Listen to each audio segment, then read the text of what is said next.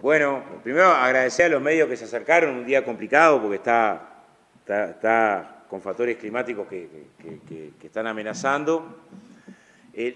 Nosotros creemos que estamos al borde de una decisión que es histórica, en varios sentidos. Nuestra interpretación en esta discusión política es que el periodo que está culminando es un periodo que profundizó la desigualdad en Uruguay, o sea, porque hay crecimiento económico, pero crecimiento económico acompañado de más pobreza y de más pobreza infantil, o crecimiento económico acompañado de que hay 100.000 trabajadores más que cobran menos de 25.000 pesos que lo que había en el 2019. Crecimiento económico que según los datos de la última investigación del IECOM muestran cómo en el consumo de los hogares solo 1 de cada 20 hogares es el que mejoró el consumo. Pero no es el 1 de cada 20 de los hogares más pobres, es justamente el 1 de cada 20 de los más ricos. Si uno despeja de la comparación estos hogares, el promedio del consumo de los hogares es más bajo. Entonces nos parece que no se pueden celebrar datos de la economía en términos del desempeño o el crecimiento cuando tenés 4 cada 10 gurises de los que están en escuela y liceos públicos en la inseguridad alimentaria, o cada vez más violencia en los niños, o cada vez más niños pobres, más infancias pobres.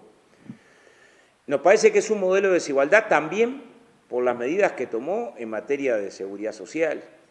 O sea, y me voy solo de la ley de la reforma, tuvimos 4 años donde a las jubilaciones más bajas se las congeló. Es más, tuvieron 3 años de rebaja las jubilaciones más bajas.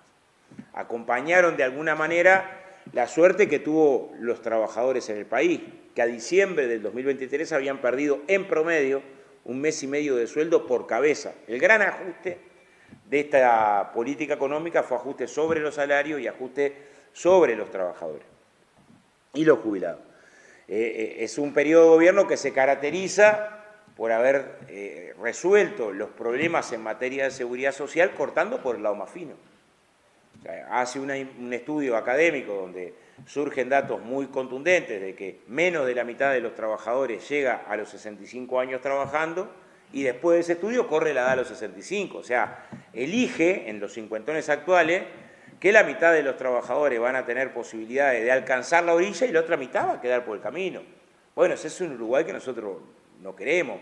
O elige ahorrar en materia de seguridad social recortando las prestaciones para el trabajador que queda con incapacidad para todo trabajo. O elige tomar un conjunto de medidas que son todas a favor del sistema financiero. Yo no he encontrado una sola persona hasta ahora que me explique en qué beneficia al trabajador o a las cuentas del BPS permitirle al sistema financiero que le descuente al trabajador comisión cuando queda desempleado. Esto lo prohibía el artículo 103 de la 1613 anterior y ahora se habilita. O sea, a favor del trabajador seguro que no. A favor del BPS tampoco porque no participa de esta ecuación. Bueno, a favor del sistema financiero seguro que sí. Como es a favor del sistema financiero duplicar el monto de las comisiones para las aseguradoras que pagan renta vitalicia, como es a favor del sistema financiero ahorrarles a partir del 1 de diciembre, es algo que una parte de la población no sabe, desconoce, y tenemos una enorme responsabilidad de transmitir información ahora, que las maestras, por ejemplo, que se jubilan, o los docentes que se jubilan a partir del 1 de diciembre del año pasado, la bonificada se las reconoce el BPS, pero se las dejó de reconocer la FAP. Ayer presentaban los trabajadores sindicalizados en FENAPE que esto impactan cerca de 4 o 5 mil pesos de jubilación por cada trabajador de la educación secundaria. Bueno, creo que hay medidas que fueron en dirección de la mayor desigualdad. Segundo, nos parece que es un gobierno que entregó espacios de la soberanía muy importantes. Quizá el caso más trascendente sea el del Internet.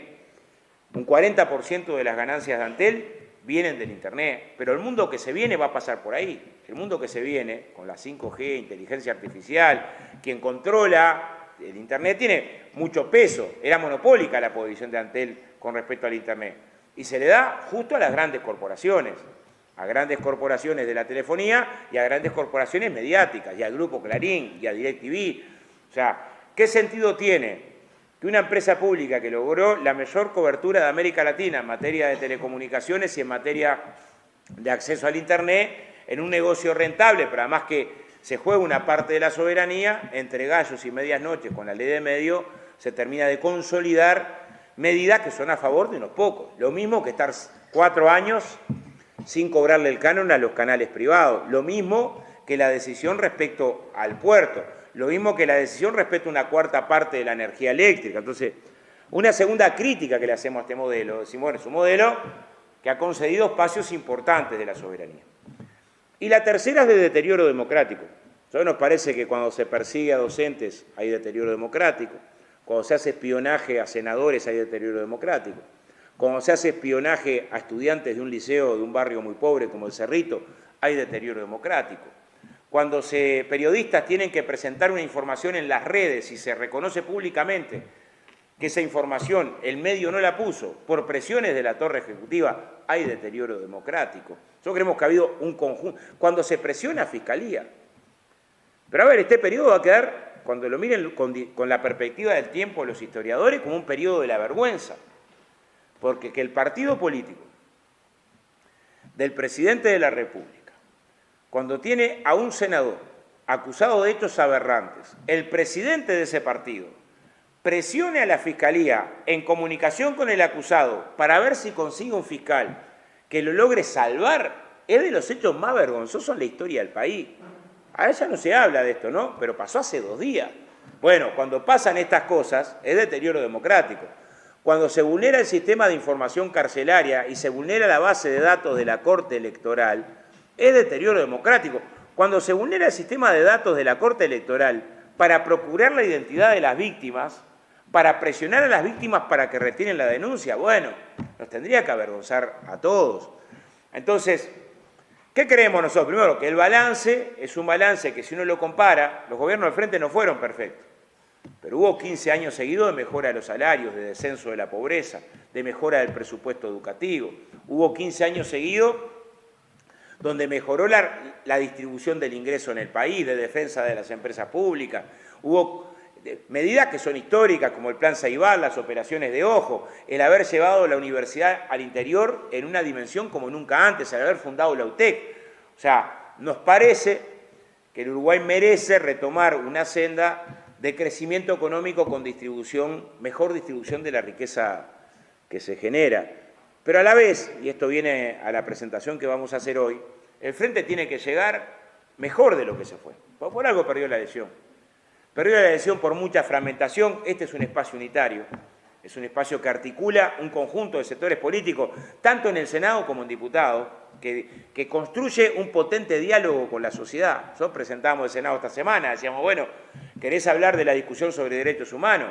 Bueno, tenés a Bleyer en la lista, tenés a Irma Correa, tenés a Lile Caruso, bueno, Rafael, que ha hecho del tema de derechos humanos una bandera. Quieren hablar del feminismo y la lucha de género, qué bueno que esté Liliana Brasinca, que esté Constanza Moreira, del movimiento social y sindical, bueno, lleno de luchadores y dirigentes sociales, de lo territorial, de la cultura, Pepe Vázquez, el flaco de Nevi, o sea, Eduardo de Larbanois, o sea, qué bueno que la representación política del mundo cooperativo